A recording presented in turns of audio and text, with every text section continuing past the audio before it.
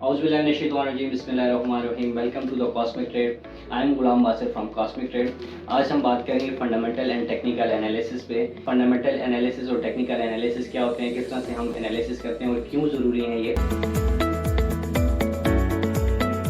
Fundamental analysis जो है किसी भी स्टॉक्स की जो है इंट्रिंसिक वैल्यू को फाइंड करने के लिए कि स्टॉक्स जो है ओवर वैल्यूड है या अंडर वैल्यूड है, हम उसके फंडामेंटल एनालिसिस करते हैं। फंडामेंटल एनालिसिस जो है बेसिकली किसी भी फर्म के किसी भी बिजनेस के आपको ट्रू पिक्चर बताता है कि एक बिजनेस जो है वो कितना स्टेबल है, उसकी क्या वैल्यू है, किसी भी बिजनेस की फाइनेंशियल हेल्थ क्या है। फंडामेंटल एनालिसिस बेसिकली दो तरह के होते हैं, quantitative analysis and qualitative analysis.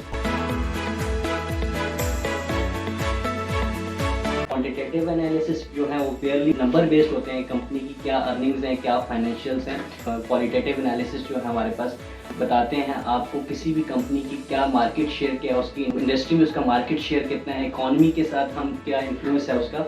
तो ये चीज़ें हम डिस्कस करेंगे। माइक्रो फैक्टर्स एंड कुछ मैक्रो फैक्टर्स हैं, पॉलिटिकल एंड डोमेस्टिक फैक्टर्स को हम डिस्कस करेंगे। इन सारी चीज़ों को हम फंडामेंटल एनालिसिस में देखते हैं कि किस तरह से एक बिज़नेस की हम किसी भी फर्म की जो है हम स्टेबिलिटी और उसकी अर्निंग, उसकी ग्रोथ को हम एनालाइज करते हैं कि आया कि इस स्टॉक्स में आपको इन्वेस्टमेंट करनी चाहिए कि नहीं करनी चाहिए, कब आपने इसको बाय करना है, कब आपने सेल करना है। आया एक स्टॉक ओवर वैल्यूड है तो आपने उसको बाय करना है कि नहीं करना या होल्ड करना है। ये सारी चीज़ें आप फंडामेंटल एनालिसिस में देखते हैं।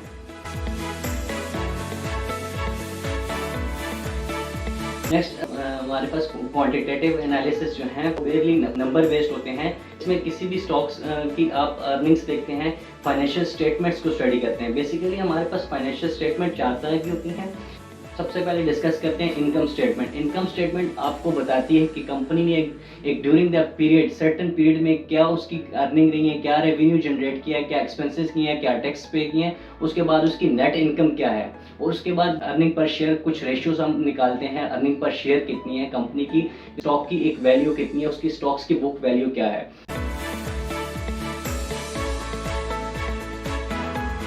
तो नेक्स्ट बैलेंस शीट के हवाले से बात करते हैं। बैलेंस शीट में किसी भी कंपनी की, फर्म की, किसी भी बिजनेस की फाइनेंशियल हेल्थ बताती है। किसी भी एक बिजनेस के पास, एंटिटी के पास क्या एसेट्स हैं, कंपनी के पास क्या लायबिलिटीज हैं। बैलेंस शीट जो है आपको फर्म की जो है वो करंट फाइनेंशियल पोजीशन बताता है कि कंपनी के पास कितने एसेट्स हैं, क्या लायबिलिटीज हैं और क्या शेयर होल्डर इक्विटी कितनी है। ट्रू पिक्चर आपको आपके बिजनेस की जो है वो आपकी बैलेंस शीट से पता चलती है।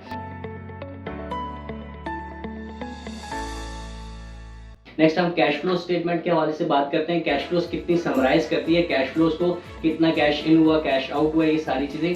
नेक्स्ट जो हम मूव करते हैं, कुछ रेशियोज हमारे पास होती हैं। रेशियोज में हम डिस्कस करते हैं कि कंपनीज की पीई रेशियो क्या है, कि अर्निंग्स पर शेयर क्या है। डिफरेंट एनालिसिस होते हैं, हॉरिजॉन्टल एनालिसिस हैं, vertical analysis of balance sheet, income statement. Accumulation देखते हैं, प्रीवियस ईयर्स में क्या बिजनेस ने कितनी, इसकी सेल्स कितनी हुई और आगे नेक्स्ट क्या फोरकास्ट करते हैं। नेक्स्ट हम मूव करते हैं, कुछ इसके मैक्रो फैक्टर्स को डिस्कस करते हैं। मैक्रो फैक्टर्स में हमारे पास जो चीज़ें आती हैं, इकोनॉमी की क्या कंडीशन है, मार्केट में उनके कंपेटिटर्स कितने हैं, क्या मार्केट शेयर क्या है, किसी भी एक फर्म का मार्केट शेयर कितना है।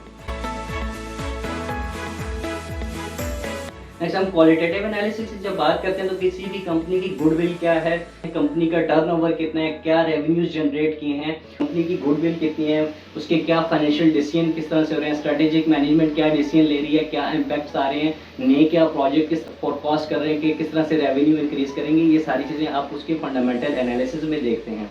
बात करते हैं हम टेक्निकल एनालिसिस पे। टेक्निकल एनालिसिस जो है वो बेस्ड करते हैं थ्योरीज पे, एवरेजेस पे और टेक्निकल इंडिकेटर्स पे। किस तरह से हम इफेक्टिवली, एफिशिएंटली यूज करके किस तरह से स्टॉक की प्राइसेस को हम एवेल्यूएट करते हैं। हम टेक्निकल इंडिकेटर्स की मदद से हम अपने किसी भी स्टॉक्स में आप एंट्री एंड एग्जिट लेवल देखते हैं कि इस स्टॉक्स में बाय करना चाहिए, किस लेवल पे आपको प्रॉफिट टेकिंग करनी चाहिए, मार्केट का क्या ट्रेंड है, बेसिक ट्रेंड क्या चल रहा है, आपने ये चीज़ देखनी है, बुलिश ट्रेंड है या बेरिश ट्रेंड है। तो टेक्निकल इंडिकेटर्स में जो मोस्ट कॉमन थ्योरीज जो यूज होती हैं वो है डॉव थ्योरी है। डॉव थ्योरी जो है वो प्राइस किसी तरह रिफ्लेक्ट कर रही है। नेक्स्ट जो है हमारे पास मार्केट एफिशिएंट मार्केट थ्योरी है, market hypothesis theory.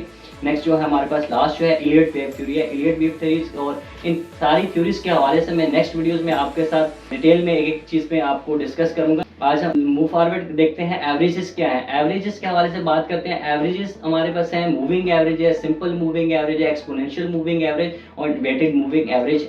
And next जो है टेक्निकल इंडिकेटर्स हैं। टेक्निकल इंडिकेटर्स किस तरह से आप यूज़ करते हैं कि लीडिंग इंडिकेटर्स कौन से हैं और लैगिंग इंडिकेटर्स कौन से हैं, ये आपको वीडियोस चीज़ पे भी हम बात करेंगे। तो मोस्ट कॉमनली जो टेक्निकल इंडिकेटर यूज़ होते हैं वो हमारे पास है McD, MACD, moving average, convergent, divergence, RSI relative strength index है, और जो है वॉलेटिलिटी इंडिकेटर्स के लिए आप बोलिंगर बैंड यूज़ करते हैं, इस पे भी हम बात करेंगे। वॉल्यूम इंडिकेटर है हमारे पास, वोलेटिलिटी को कि कितना स्टॉक वोलेटाइल है, उसमें आप बोलिंगर बैंड को यूज़ करते हैं।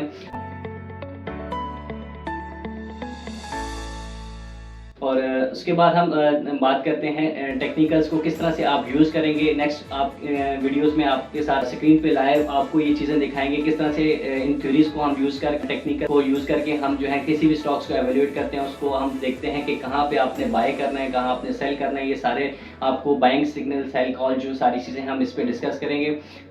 हमारे चैनल को आपने अभी तक सब्सक्राइब नहीं किया तो हमारे चैनल को सब्सक्राइब करें ताकि आप आने वाली हमारी मज़ीद वीडियो देख सकेंगे। मिलते हैं नेक्स्ट वीडियो में। अपना बहुत बहुत ख्याल रखिएगा। अल्लाह हाफिज़।